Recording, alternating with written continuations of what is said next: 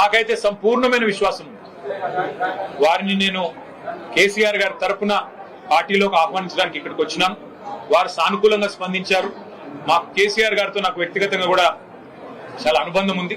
కానీ మీరందరూ వచ్చారు, ఆహ్వానించారు, సంతోషం.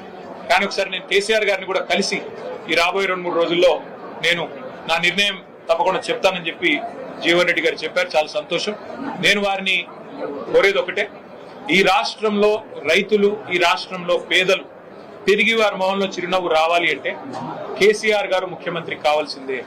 తిరిగి మళ్ళీ కేసీఆర్ గారు బాధ్యతలు చేపట్టాల్సిందే, తెలంగాణను పట్టాలు ఎక్కించాల్సిందే. అందుకే వారి సహకారాన్ని నేను కోరుతా ఉన్నాను.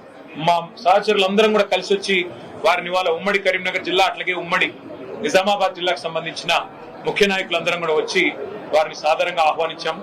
వారు పెద్దలు కేసీఆర్ గారితో కలిసిన తర్వాత మిగతా అన్ని విషయాలు కూడా ప్రజాహితాన్ని దృష్టిలో పెట్టుకొని, అల్టిమేట్ గా ఈ రాష్ట్ర భవిష్యత్తును దృష్టిలో పెట్టుకొని, తప్పకుండా జగిత్యాల జిల్లా ప్రయోజనాలు కూడా దృష్టిలో పెట్టుకొని వారు నిర్ణయం తీసుకుంటారని చెప్పి నేను ఆశిస్తా ఉన్నాను. వారికి తప్పకుండా మా వైపు నుంచి ఆహ్వానం మాత్రమే కాదు, పార్టీలో కూడా సముచితమైన స్థానము, గౌరవము తప్పకుండా ప్రజల్లో వారికి ఉన్న గౌరవానికి, ప్రజల్లో వారికి ఉన్న గుర్తింపుకు తగ్గ విధంగా ఉంటుందని చెప్పి కూడా వారికి నేను విజ్ఞప్తి చేస్తూ